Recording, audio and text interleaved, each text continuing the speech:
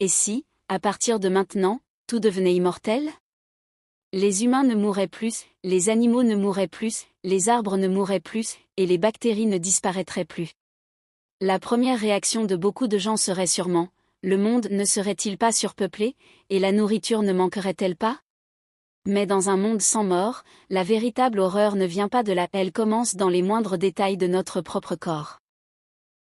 Notre corps renouvelle chaque jour environ 3300 milliards de cellules, et les nouveaux tissus pèsent environ 80 grammes.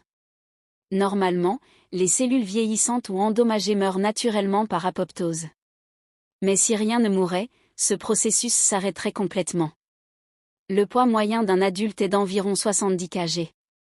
Avec la vitesse normale de renouvellement cellulaire, il ne faudrait que 2 ans pour que le poids double, atteignant environ 140 kg. Après quelques décennies, le poids pourrait même dépasser 1000 kg. En théorie, vous seriez immortel, mais en réalité?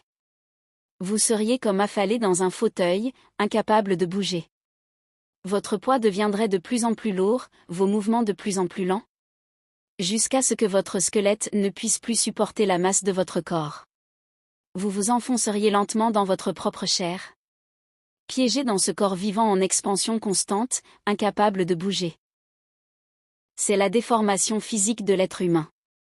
Et en moins de 2 ans, l'humanité perdrait totalement sa capacité de reproduction.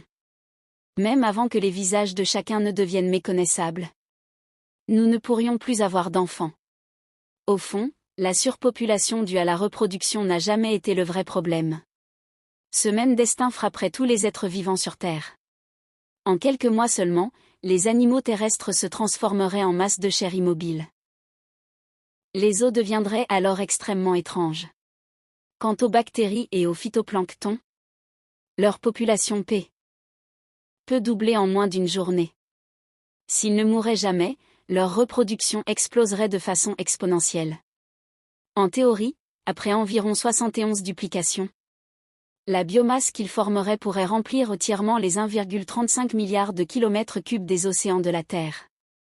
En quelques décennies, l'océan deviendrait épais et chaud, rempli partout de signes de vie. Les grands animaux marins, poissons, dauphins, baleines, flotteraient impuissants dans cette masse vivante, avant de se transformer eux aussi en amas de chair, fusionnant avec la matière vivante environnante. Normalement, lorsque les plantes et les animaux meurent, le carbone de leur corps retourne dans l'atmosphère et le sol pour nourrir de nouvelles vies, c'est le cycle du carbone. Mais si rien ne mourait, ce cycle serait complètement interrompu. Tout le carbone resterait piégé dans les organismes vivants, s'accumulant couche après couche. Chaque année, la Terre produit environ 105 milliards de tonnes de nouvelles matières organiques. Sans décomposition, ces matières continueraient de s'accumuler, recouvrant terre et océan. En seulement quelques décennies, la surface de la Terre serait entièrement recouverte d'une couche d'organismes vivants d'1 mètre d'épaisseur.